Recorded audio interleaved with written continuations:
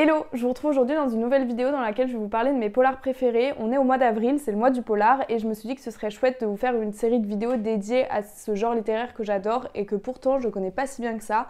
Donc je me suis dit que ce serait l'occasion d'en apprendre plus sur le genre et de vous en faire découvrir plus.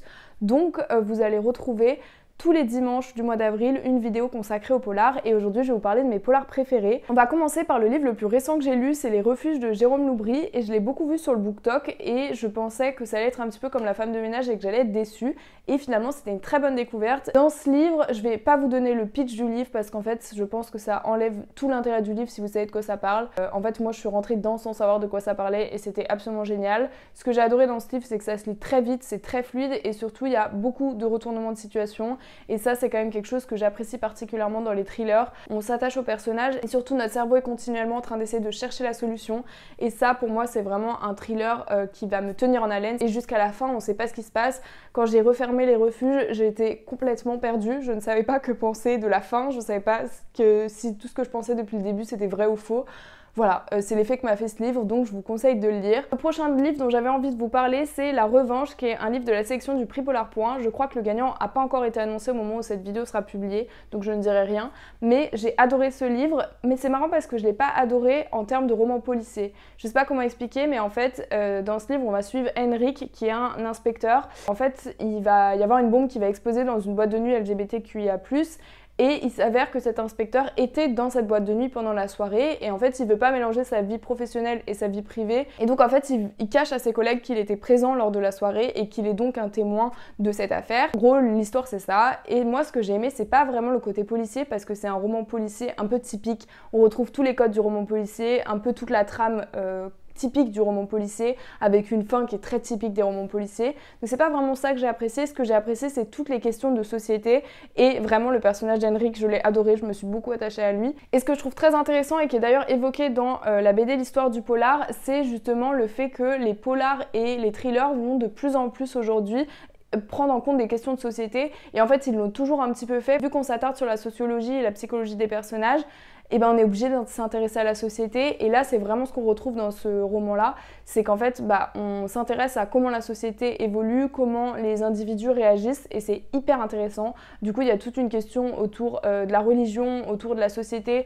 autour des orientations, des modes de vie, c'est super intéressant et je me suis vraiment beaucoup attachée au personnage donc c'est pour ça que je l'ai adoré. Ensuite l'autre livre de la sélection du prix Polar Point que j'ai beaucoup aimé par son originalité c'est 6 versions. En gros dans 6 versions on va venir raconter un fait divers mais à travers un podcast. Et du coup, moi qui adore les podcasts de True Crime, je trouvais ça trop chouette. Et j'ai beaucoup aimé ce format-là, le fait que ce soit un podcast et que on ait des interventions de différents personnages. J'ai trouvé ça super original et je me suis demandé si c'était pas d'ailleurs plus chouette de l'écouter en livre audio que de le lire. C'est une saga, donc il y a plusieurs tomes. Je ne crois pas qu'ils soient tous traduits en France encore, mais j'ai trouvé ça très chouette. J'ai trouvé que ça a changé un peu d'habitude. Je vous en ai déjà parlé dans de nombreuses vidéos, mais je vais me lancer dans une propagande parce que pour moi c'est une figure incontournable du thriller et du policier. C'est Fred Vargas. Elle a d'ailleurs créé un genre littéraire qui s'appelle le rom-pol et qui est un mélange d'humour et de romans policiers. J'adore cette autrice, je la trouve absolument géniale. Elle a d'ailleurs également écrit des essais un peu plus scientifiques sur le désastre écologique, sur le Covid, etc. Donc j'ai très envie de lire aussi ses autres écrits qui sont dans ma pile à lire. Mais on n'est pas là pour parler de ça. Je vous en ai sélectionné que 3, donc ça va, j'ai été gentille. Et je vous en ai sélectionné dont je vous ai pas encore parlé normalement. Alors, par quoi commencer? On va commencer par on fera mon préféré à la fin. J'ai beaucoup aimé Pars vite et reviens tard. Dans Pars vite et reviens tard, on a 2 éléments. Tout d'abord, on a d'étranges signes qui sont tracés à la peinture noire sur les portes des gens. Et de l'autre côté, on a un crieur. Donc c'était à l'époque ceux qui, on leur donnait des papiers et criaient dans la rue pour donner des informations, qui a des messages très bizarres dans ses annonces qu'il doit faire tous les jours. Et donc c'est potentiellement le lien entre ces 2 affaires qui va être mis en avant dans ce livre. Et moi ce que j'adore avec Fred Vargas et avec le commissaire Adamsberg, qui est son personnage principal, qui est dans 10 de ses livres. Les 3 que je vous présente, c'est avec le commissaire Adamsberg. Ce qui est génial, c'est qu'en fait le commissaire Adamsberg, il va s'intéresser à des faits divers qui paraissent notoires, qui paraissent n'avoir aucun rapport avec quelque chose de criminel et qui finalement s'avèrent en général être criminels.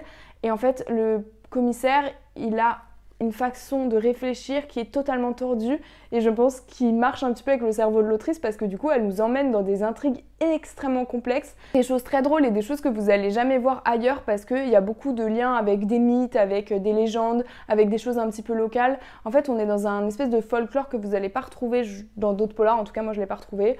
Une plume qui est très drôle, enfin vraiment moi très souvent je ris parce que c'est très drôle.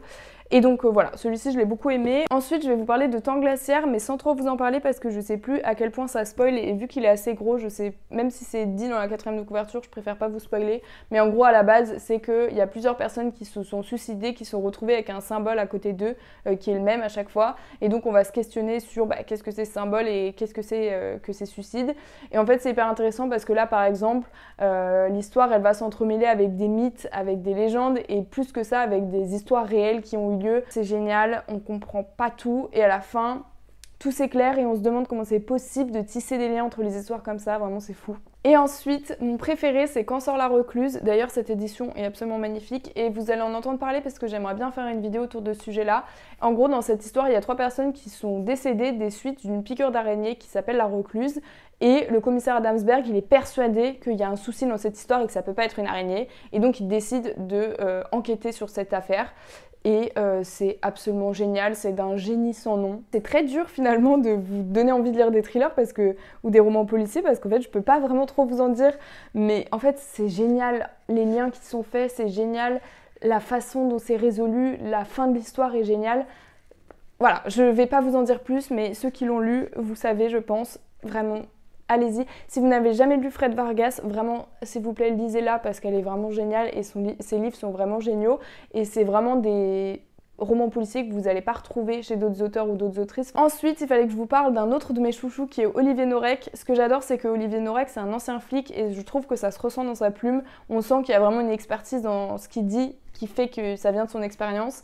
Et mon préféré c'est Territoire. Territoire c'est une enquête du Capitaine Coste, il y a 4 enquêtes du Capitaine Coste, je crois que la dernière est sortie il y a 2 ans, quelque chose comme ça.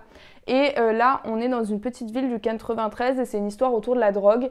Et en fait ce que je trouve super chouette dans les livres de Olivier Norek, et c'est d'ailleurs la raison pour laquelle j'avais moins aimé son dernier, c'est qu'en fait on est ancré dans la banlieue parisienne et au-delà de ça en fait, même si ça se passe dans le 93 et dans la banlieue parisienne, en fait on est ancré dans la banlieue qu'on connaît en France et tous les faits divers qui gravitent autour de cette banlieue. Et en fait je trouve que c'est hyper intéressant parce que c'est un livre qui est très politique. C'est quand même un livre qui va vous tenir en haleine et c'est un livre qui est profondément réaliste et vous avez un peu l'impression d'être dans les faits divers qu'on voit régulièrement.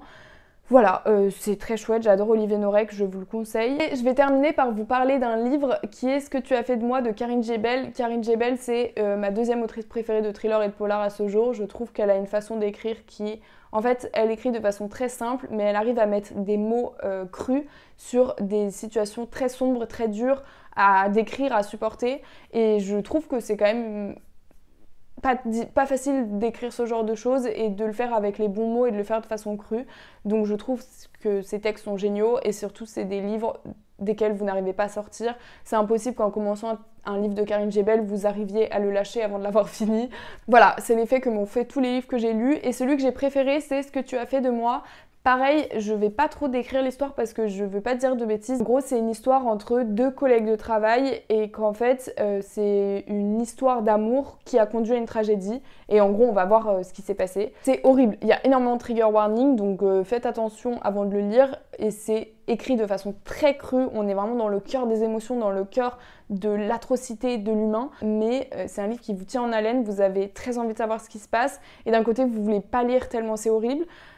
Je crois que c'est le premier que j'ai lu d'elle et c'est celui qui m'a le plus marqué parce que vraiment je l'ai trouvé mais à la fois atroce et génial, donc je vous le conseille très fortement. Voilà pour ma liste de polars et de thrillers préférés, n'hésitez pas à me dire si on en a certains en commun. J'espère que cette vidéo vous aura plu et je vous retrouve dimanche prochain pour une nouvelle vidéo à propos du polar.